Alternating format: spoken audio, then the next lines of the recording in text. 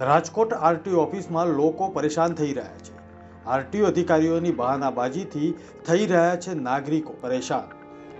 મળતી માહિતી પ્રમાણે રાજકોટ આરટીઓ ઓફિસમાં ડ્રાઇવિંગ ટેસ્ટ માટે લોકોને ધક્કા ખાવા પડે છે. લાયસન્સ ઈચ્છુક લોકો કહી રહ્યા છે કે 3 થી 4 વખત ડ્રાઇવિંગ ટેસ્ટ માટે ધક્કા ખાધા પછી જ લાયસન્સ નીકળે છે. રાજકોટ શહેર તેમજ જેતપુર, ધોરાજી, ઉપલેટા સહિતના ગ્રામ્ય વિસ્તારના નાગરિકો જ્યારે લાયસન્સ માટે આવે છે ત્યારે પડે છે ધક્કો. ડ્રાઇવિંગ ટેસ્ટ આપવા લોકો પોતાના કામકાજ અને વેપાર બંધ રાખીને આવતા હોય છે, પરંતુ જ્યારે આરટીઓ ઓફિસ પહોંચે ત્યારે સિસ્ટમ લો છે, ઇન્વર્ટ ચાલતું નથી અને કેમેરા બંધ છે સહિતના બહાના કાઢીને લોકોને હેરાન કરવામાં આવે છે.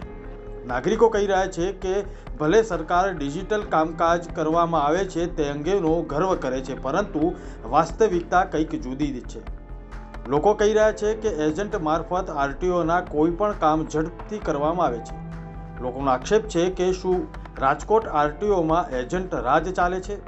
આ ઉપરાંત આરટીઓનો સ્ટાફ ઉડાવ જવાબ આપતો હોવાનો આક્ષેપ પણ લોકો કરી રહ્યા છે.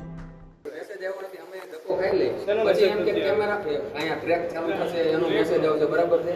અને ત્યાર પછી મેસેજ આવશે તમારે આવવાનું છે કે નહીં. આગળની 3-4 તારીખ લીધેલી જોઈ લો. દર વખતે અહીંથી અમે ધક્કા ખાઈએ. મારી વાત આપણે મેસેજની સિસ્ટમ એવી હોય કે આરટીઓમાં એડવાન્સમાં ખબર પડે. એડવાન્સમાં ખબર પડે કે ચાલો ટ્રેક આજે નથી તો આજની એપોઇન્ટમેન્ટ રીશેડ્યુલ કરીને કોઈ નેક્સ્ટ વીકમાં કરીએ તો ઓટોમેટિક મેસેજ આવે. આજે જે બગડ્યું છે ઓચિંતા બગડ્યો હોય તો આજે મેસેજ તો કેવી રીતે આવશે બરાબર? એટલે આજના મેસેજ કોઈને મળ્યા નથી. આજના મેસેજ તો ઇન્સ્પેક્ટર જ્યારે ટ્રેક ઉપર ગયા હોય 8 કે 9 વાગે સીટ ચાલુ થાય ત્યારે જ ખબર પડી હોય કે ભાઈ આજે ચાલુ થયું નથી. હવે સાંભળો, એક મિનિટ ઉભા રહો. તમારે ખુલશે નહીં ખુલે બરાબર છે. આની પહેલા અમે નહીં ખુલે આ ટ્રેક. એક નંબર આપ્યો કે થોડીક વારમાં ખુલશે, થોડીક વારમાં ક્યાં સુધી થોડીક વાર થશે. જો છેલ્લો પોઈન્ટ એવો છે કે હમણાં 10-15 જણા મારી જોડે આવ્યા હતા, બરાબર છે. મેં એમને કીધું ત્યાં ટ્રેક ઉપર ફોન કર્યો, ટ્રેક ઉપર એવું કીધું કે RFID બગડ્યું, ફોન નતો ઉપાડતા, બરાબર છે. RFID બગડ્યું છે, RFID ચેક કરાવ્યું, તેણે કીધું સાંજ જે ટેકનિશિયન આવ્યો એણે કીધું કે સાંજ સુધીમાં તમે રેડી કરીને આપું છું. 15 મિનિટનું તમે સાંભળો, ખાલી મારી વાત સાંભળી. હવે આજની જેટલી એપોઇન્ટમેન્ટ છે હવે જે રીશેડ્યુલ કરીને નેક્સ્ટ વીકમાં જશે, પણ નેક્સ્ટ વીકમાં તમને મેસેજ ક્યારે આવશે? આજે સાંજે આવશે. અત્યારથી મેસેજ ના આવે. અમે અત્યારે મેઇલ કરીશું કે ભાઈ આટલાથી આટલા આજના દિવસની જેટલા પણ એપોઇન્ટમેન્ટ છે 200 છે કે 400 છે એ બધાને શેડ્યુલ કરી નેક્સ્ટ વીકમાં નાખશે.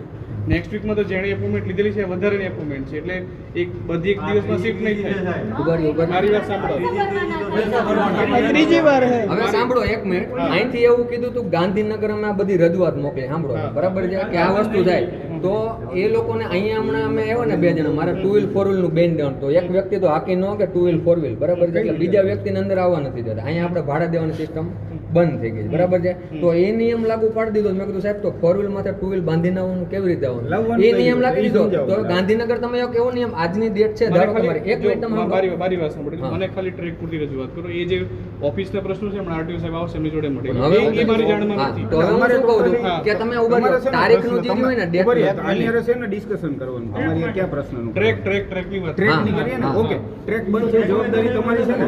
ઉભા રહ્યો, એક મિનિટ ઉભા રહ્યો. દેન સાંભળો, ટ્રેકની જવાબદારી તમારી છે ને.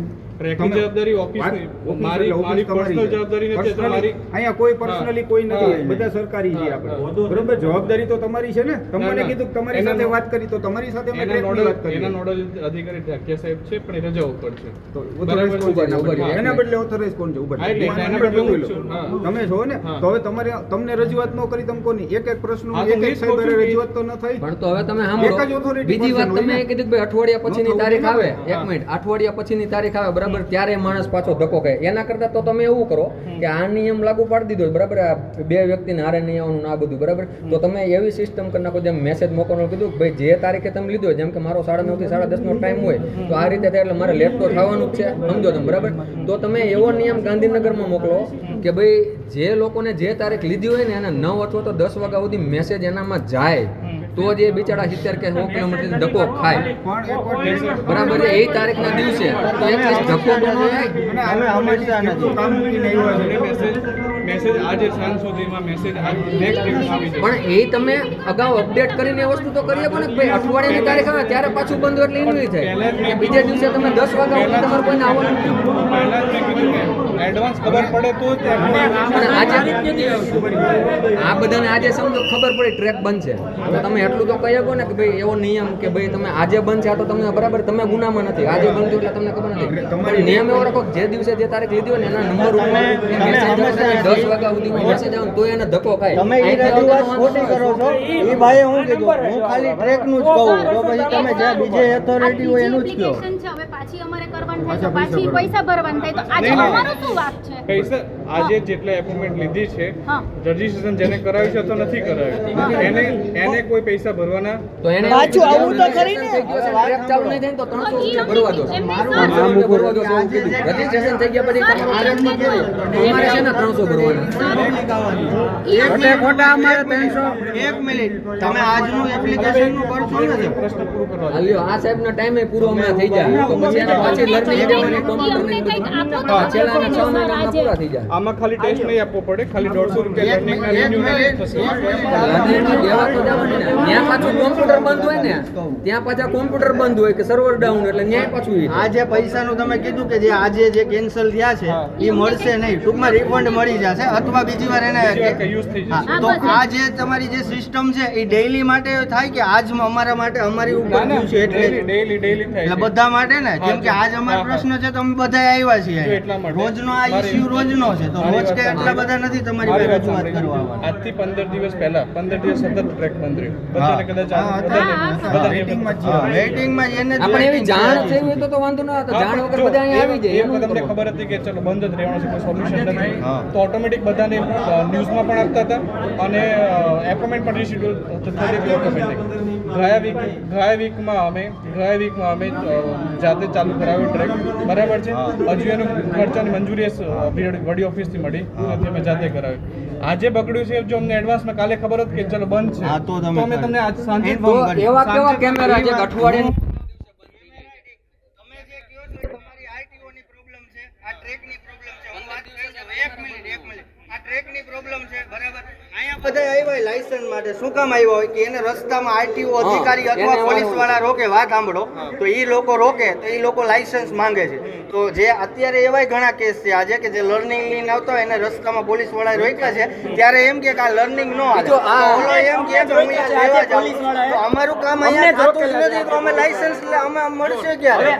લર્નિંગ મારી પાસે તો સાહેબ પાકા લાયસન્સ વાળો આરે હતો ને લર્નિંગ તોય મને એને ઈ-મેમો મોકલો. પાકા લાયસન્સ વાળો ઈ-મેમો મોકલી ગઈ જવાબ કરો બધા પ્રશ્નો. એમ નહીં ઈ મોકલી શકે લર્નિંગ આરે પાકું લાયસન્સ હતું ઈ-મેમો મોકલી શકે. લર્નિંગ સાથે એક માણસ હોય કે હોય જેના લાયસન્સ વાળો કમ્પલસરી હોય પાછળ એટલે સંભળાય ગઈ. છે પાછળ રહ્યો.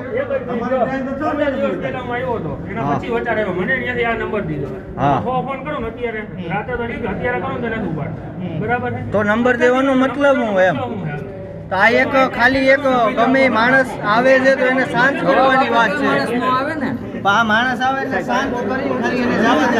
સાહેબ 15 મિનિટમાં આવે બધા ઓબ્જેક્શન ન ઉપાડે એમ. સાહેબ આવે કે નહીં? બીજા અધિકારી કહે છે એનું હા એક